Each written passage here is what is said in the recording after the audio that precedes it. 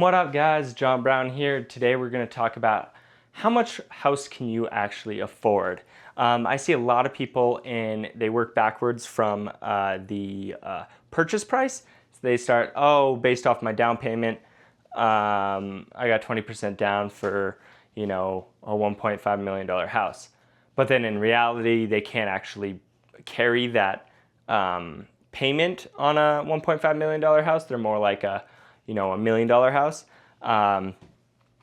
based off of the payment debt to income ratio. We'll be getting into that. Yeah, so how much can you really afford? It might surprise you, but it's really easy to get caught up in those prices, and then based off the down payment, then you're looking in like a neighborhood where you can't actually afford, and then so all your research is not really adding up to actual valuable insight for you. So you want to be able to calculate your debt to income ratio, see how much payment you can carry, and then at current 7% interest rates, maybe a little bit less, what does that look like for a purchase price? And then you come out to the purchase price, and then you're like, all right, this is my budget, I got to stay within, let's go looking. And then you can look, set up alerts, and then be honed in on that segment of the market.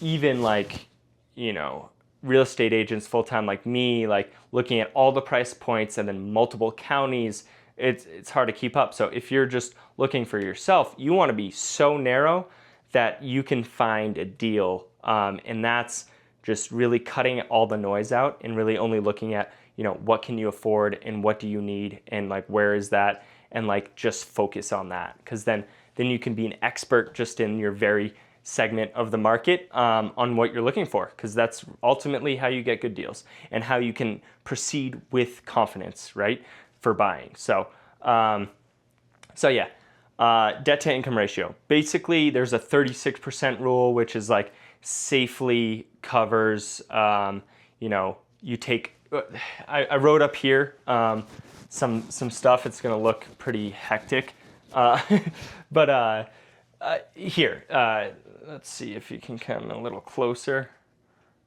and go up a little bit. There we go. So right here, your debt to income ratio. So I think of it kind of as like a balance sheet, right? Say you have $15,000 of income.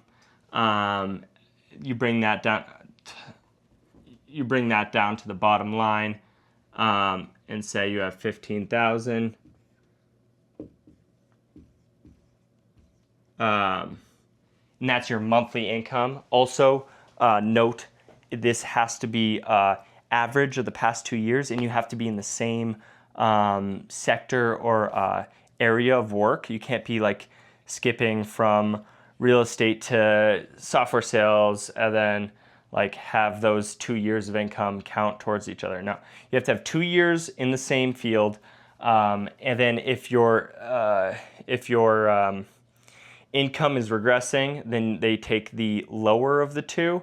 Say the first 2 years ago you made 15, and then last year you made 20K. Oh wait, sorry, backwards. You made 12K. Last year made 12K, 2 years ago you made 15.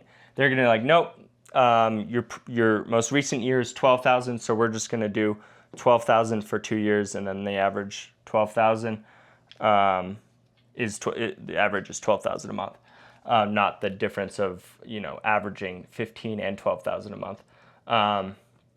So yeah, basically just your average income monthly for the past 2 years.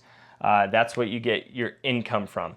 You might also have other rentals too that bring in income to offset the debt of your other houses. So that's different. That's a little bit more in the weeds. But say you have 15,000 income, and then over here we have, can you still see it? Here we go. Say you have a car payment of $1,000. So that lowers your debt to income to actually 14,000, or your income to 14,000, or it just adds on top of the income of the debt. So here is a scenario we got going. I just said, if you're going to buy my current house in today's environment, you know, what would it have to look like? 3 houses sold for over $850 in the past month, 2 months. And so we're just going to go conservative $800K at 7% with a 20% down payment. So you got to bring 160 to the table. Also, you don't need a 20% down payment. You can go 5%, you can go 10%, but the higher down payment you have, the lower your monthly cost is going to be, so the more you can afford, right? So just for example, we're going to do 20%. So that brings you with $640,000 of principal, basically, of mortgage. And your principal and interest at 7% would be $4,258 a month. And then taxes for the house yearly are $3,570, so $297 a month. And then insurance would be $1,600 a year, so $133 a month. And that comes out to $4,000. Sorry, camera, full SD card. Been pumping out content. Gotta dump the SD card. Anyways, yeah, so that comes out to $4,688 a month in payment. But then don't forget about your car payment. So if you are looking for a house and you just went and bought a brand new car and financed it, that's going to eat into how much you're going to be able to afford for a house. So car payment, $1,000 a month. That means your new monthly debt with this house is $5,688 a month. So that gotta do some math here. Let's do 5,688, and like I was saying earlier, that 36% is like a very good conservative baseline. And then a lot of people do 45, 43 to 46%. So let's just do the middle, just 40%. So we're gonna divide that by 0.4, and you're gonna need $4,220, 14 for income for this property. But luckily you have 15,000, so you can just squeakly, so you can afford that. Let's see if this goes into the 36% rule. So 5,688 divided by 0.36. Yeah, 15,800. So if you want to stay in that 36% rule, where 36% is going towards debt, then yeah, you basically would want to be making 5,800 a month. But then 1,000 of that is car payment. So really, that is kind of like your comfortable zone where you want to be making 15,000 times 12 is 180,000 to be able to buy an $800,000 house with 20% down and a $1,000 car payment. So basically, that's kind of how you work it. You just basically want to figure out your average monthly income, then figure out what debt payments you have. Then you kind of figure out with a mortgage calculator how much of a payment, how much house equals the payment that you can afford. So but if you're really looking at houses and getting serious, you want to talk to a lender because there's always nuances. In Park City, there's a ton of HOAs, and that is going to be on this line.